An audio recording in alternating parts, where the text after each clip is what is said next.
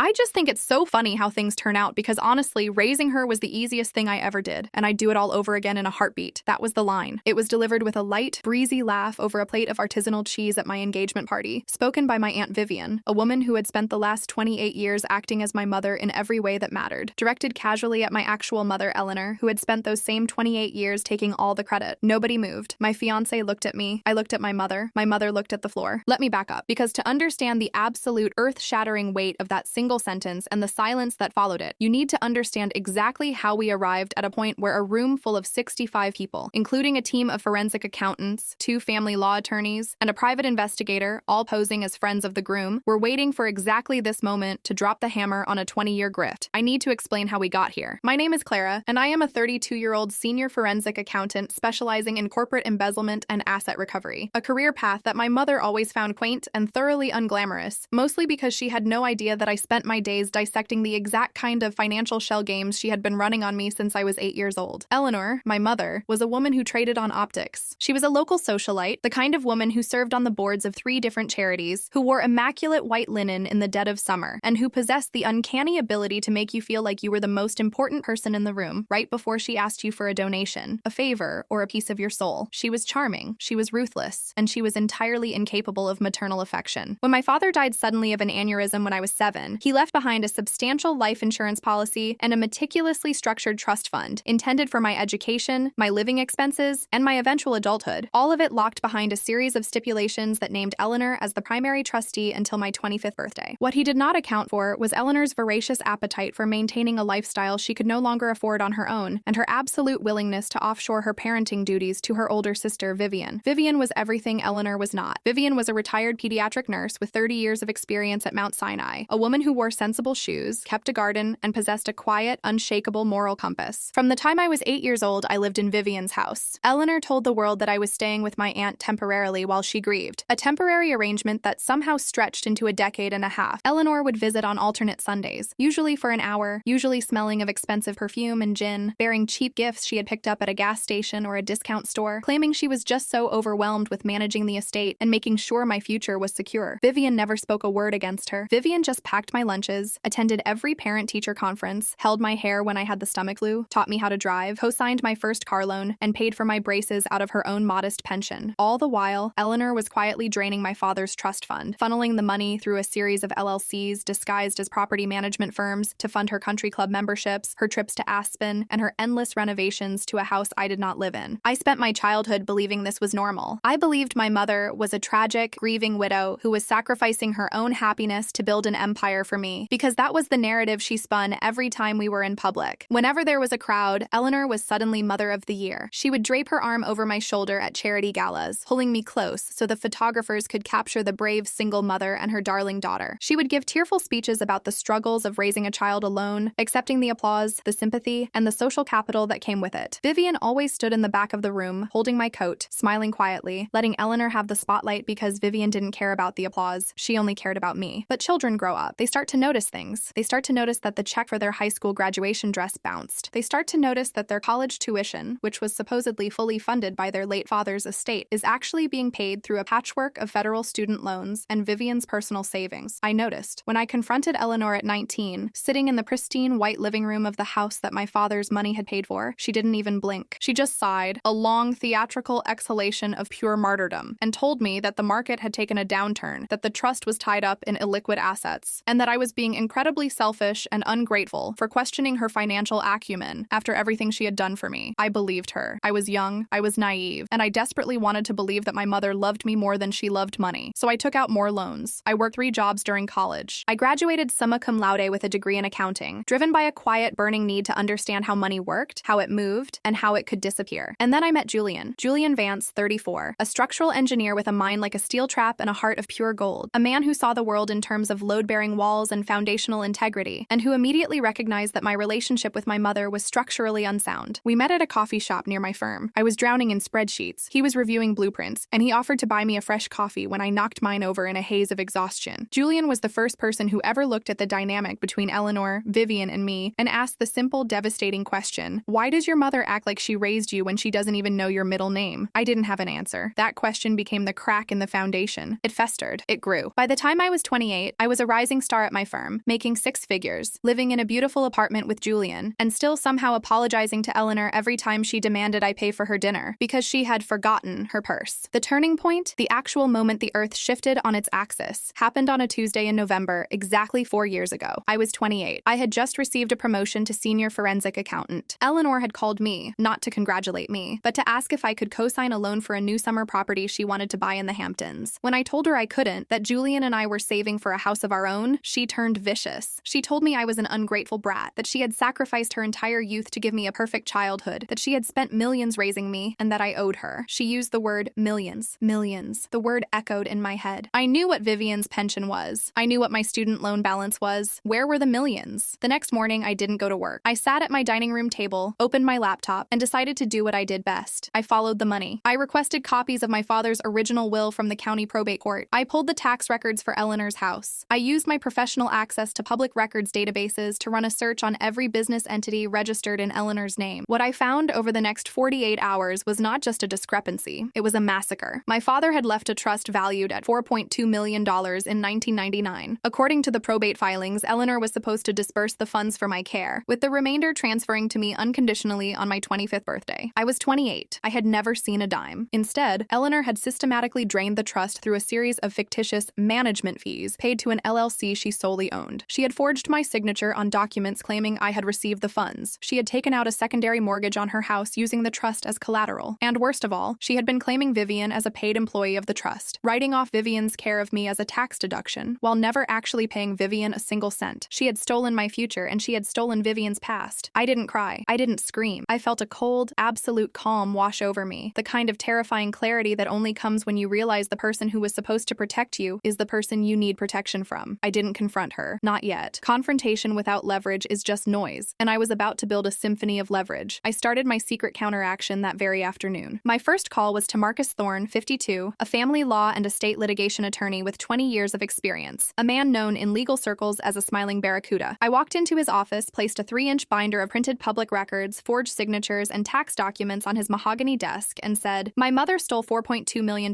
from me, and I want it back. But more importantly, I want her to have to admit it in public." Marcus opened the binder, read the first 3 pages, looked up at me over his reading glasses, and said, "This is going to take time, it's going to be expensive, and it's going to destroy your family." I replied, "I don't have a family. I have an aunt, and I have a parasite. Let's get to work." For the next 3 years, I lived a double life. To Eleanor, I was still the compliant, slightly distant daughter who occasionally paid for her lunches and listened to her complain about the cost of maintaining her lifestyle. I nodded politely when she bragged to her friends about how she had single-handedly funded my college education. I smiled when she told people that my success as an accountant was entirely due to her rigorous parenting. I swallowed the bile and played the part perfectly, but in the shadows, I was a machine. I hired Sarah Jenkins, 39, a private investigator specializing in asset tracing with 15 years of experience hunting down hidden money for high-net-worth divorce cases. Sarah was a ghost. She spent 6 months digging into Eleanor's offshore accounts, uncovering a labyrinth of hidden assets, including a condo in Boca Raton, a Cayman Islands bank account, and a safety deposit box stuffed with jewelry bought with my father's money. We documented everything. Every bank transfer, every forged signature, every false tax return. I also insisted Vivian come see a professional. I framed it as a routine checkup for her estate planning, but I actually took her to see Dr. Eris Thorne, 45, a clinical psychologist who helped Vivian understand the depth of Eleanor's emotional abuse and financial exploitation. Vivian was initially resistant. She loved her sister, despite everything. She didn't want to cause trouble. But when I sat her down in Dr. Thorne's office and showed her the tax returns where Eleanor had claimed Vivian as a domestic servant, something in Vivian broke. The quiet, gentle nurse realized she had been used as a beast of burden by her own flesh and blood. Vivian looked at me, her eyes filled with tears, and said, "She didn't just steal from you, Clara. She stole the truth. She made the world believe I was nothing." I held her hand and promised her, "We are going to take the truth back." As the legal case coalesced into an airtight nuclear-grade lawsuit for breach of fiduciary duty, fraud, and civil racketeering, Julian and I got engaged. He proposed on a rainy Tuesday in our living room, sliding a simple, perfect ring onto my finger, and then he looked at me and said, "So, when do we drop the bomb?" We decided the engagement party would be the venue. Eleanor loved parties. She loved being the center of attention. She had already taken over the planning of the engagement party, insisting it be held at her country club, insisting on a guest list of 200 people, mostly her friends, so she could parade me around as her ultimate accomplishment. I let her plan it. I let her pay the deposits using the credit cards I knew were linked to the dwindling remnants of my stolen trust. I even let her pick my dress. I gave her total control of the illusion, because I wanted the reality to hit with maximum velocity. The weeks leading up to the gathering were a masterclass in psychological psychological warfare. I had to sit through dress fittings with Eleanor, listening to her tell the seamstress how she had sacrificed her prime years to raise me, how hard it was being a single mother, how she had scrimped and saved to make sure I had the best of everything. I stood on the pedestal, staring at myself in the mirror, smiling a dead, flat smile, while my internal monologue recited the routing numbers of the Cayman Island accounts she was using to hide my money. Julian was my anchor. Every night I would come home shaking with suppressed rage, and he would pour me a glass of wine, pull out the legal binders, and we would review the plan. The plan was meticulous. Marcus Thorne, my lawyer, was invited as a colleague from the firm. Sarah Jenkins, the investigator, was invited as Julian's cousin from out of town. We had a process server named David, a burly man in his 40s, dressed in a tailored suit, pretending to be a sommelier hired for the evening. The trap was set. The guest list was heavily populated with Eleanor's high society friends, the people whose opinions she valued more than oxygen. Vivian was there, wearing a beautiful navy blue dress I had bought her, looking nervous but resolute. The room was decorated in Eleanor's signature white and gold, dripping with expensive floral arrangements, a physical manifestation of her narcissism. The evening began flawlessly. Eleanor was in her element, floating from table to table, a glass of champagne in her hand, accepting congratulations as if she were the one getting married. She gave a toast early in the evening, a 10-minute monologue about her journey as a mother, crying delicate, practiced tears as she talked about my father, about her struggles, about how she had given up everything to mold me into the successful woman I was today. Clara is my masterpiece, she said into the microphone, raising her glass to the room. Every ounce of her success is a testament to a mother's unconditional love and sacrifice. The room erupted in applause. I smiled and raised my glass to her. I drank the champagne. It tasted like ash, but I swallowed it down. I looked over at Vivian, who was sitting at a corner table, her hands folded in her lap, watching Eleanor with an expression of quiet pity. Julian squeezed my hand under the table. It wasn't time yet. We had to wait for the perfect opening. The opening came 2 hours later, during the dessert course. The room had settled into a low, comfortable hum of conversation. Eleanor was standing near the cheese station, surrounded by a group of her wealthiest friends, including the president of the country club and the chairwoman of the local hospital board. Vivian had walked over to get a plate. I was standing about 10 feet away with Julian, Marcus, and Sarah, watching the interaction unfold like a slow-motion car crash. Eleanor, feeling invincible, decided to play the magnanimous sister. She put her arm around Vivian, smiling for her audience, and said, loudly enough for the surrounding tables to hear, "And of course, I have to thank my dear sister Vivian, who helped out with babysitting when Clara was little so I could manage the estate. I don't know what I would have done without a reliable sitter." The absolute audacity of the word sitter hung in the air. Vivian, who had spent 20 years acting as my mother, who had paid for my braces, who had stayed up with me through fevers and heartbreaks while Eleanor was skiing in Aspen, was being reduced to a reliable sitter in front of the town's elite. I felt my heart stop. I took a step forward, ready to burn the building to the ground, but Vivian beat me to it. Vivian didn't yell. She didn't cry. She just calmly picked up a slice of aged Gouda, placed it on her plate, looked Eleanor dead in the eye, and delivered the hook line with a light, breezy laugh. I just think it's so funny how things turn out, because honestly, raising her was the easiest thing I ever did, and I'd do it all over again in a heartbeat. The temperature in the room dropped 10 degrees. The group of society women went perfectly still. Eleanor's smile froze on her face, turning into a brittle, terrifying grimace. "Vivian, darling, you didn't raise her," Eleanor said, her voice dripping with condescension, trying to wrangle the narrative back into submission. "You helped out. There's a difference." Vivian took a bite of the cheese, chewed it slowly, swallowed, and said, "Eleanor, you visited every other Sunday for an hour. I enrolled her in school. I paid for her clothes. I lived with her for 20 years. You didn't raise a daughter. You raised a trust fund." Nobody moved. My fiancé looked at me. I looked at my mother. My mother looked at the floor. The silence that followed was not just quiet. It was a physical weight, a crushing, suffocating pressure that pressed down on the entire room. The hospital chairwoman slowly lowered her wine glass. The country club president took a step back. Eleanor's eyes darted frantically around the circle, looking for an escape, looking for someone to laugh it off, but nobody did. She looked at me, her eyes wide with a sudden dawning terror, silently begging me to save her, to play my part, to uphold the illusion. I didn't save her. I took a step forward, closing the distance between us, my heels clicking loudly on the hardwood floor. The sound echoed in the silent room. I stopped right in front of her. I looked at the woman who had stolen my father's legacy, who had erased my aunt's sacrifices, who had treated my life as a prop for her own ego, and I let the mask drop. I didn't look angry. I looked bored. "Actually, Vivian is right," I said, my voice carrying across the silent room. "But she's being modest. She didn't just raise me, she funded my life, which is strange considering Dad left a $4.2 million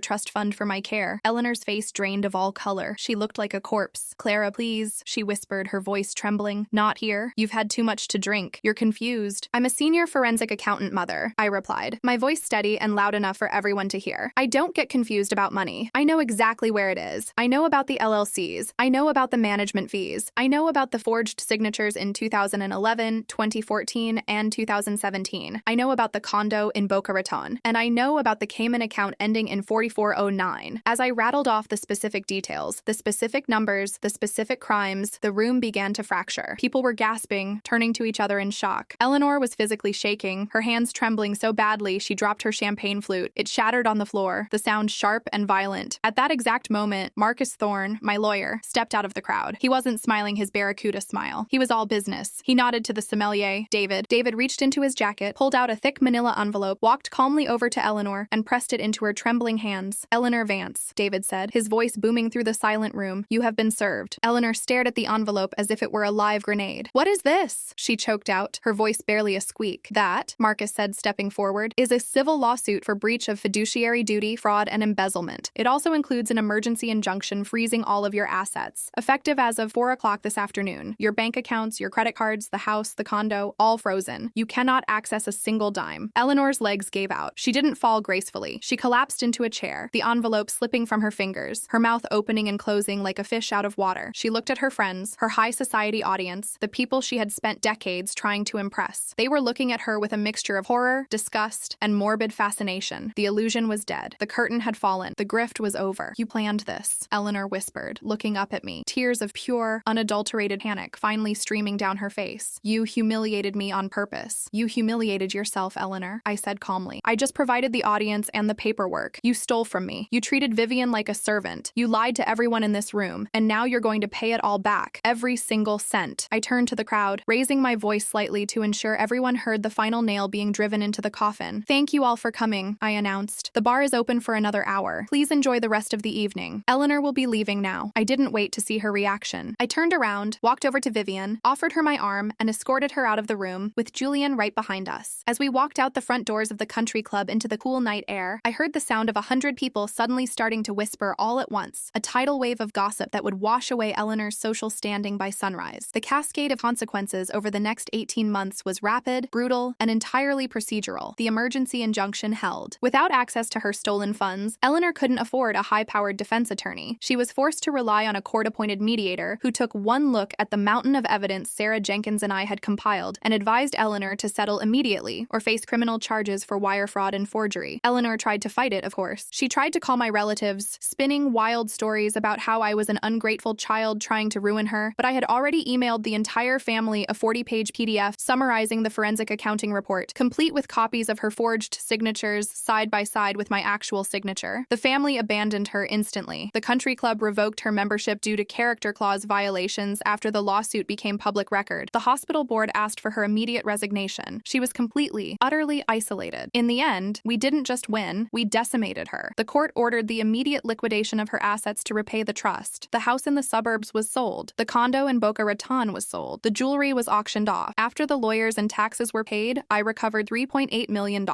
I immediately transferred $1.5 million into a secure, irrevocable trust for Vivian, ensuring she would never have to worry about money, healthcare, or housing for the rest of her life. Eleanor was left with nothing but a small, court-mandated living allowance and a rented one-bedroom apartment in a town 3 hours away, completely exiled from the society she had sacrificed her own daughter to impress. She tried to call me once, about a year after the settlement, leaving a weeping voicemail about how she was my mother and how families should forgive each other. I deleted the voicemail, blocked her number, and never spoke to her again. Today, I am 32. I am married to Julian. We live in a beautiful, structurally sound house that we bought with our own money, far away from the toxic country club elite. Vivian lives in a stunning in-law suite attached to our home. She spends her days gardening, spoiling our golden retriever, and reading novels in the sunroom. She is happy, she is safe, and she is finally recognized for the mother she truly is. I still work as a forensic accountant, tracking down liars, frauds, and thieves, dissecting their illusions and exposing their greed. I am very good at my job because I learned from the best. Every time I sit across from a cornered executive who tries to charm their way out of a multi-million-dollar discrepancy, I just smile, slide the folder of receipts across the table, and watch their world collapse. I look at them, and I think of that night at the country club, the silence in the room, the shattered glass on the floor, and the absolute power of the truth. I think of the woman who thought she could steal my future and erase my past, and I remember the exact moment she realized she was wrong. I just think it's so funny how things turn out.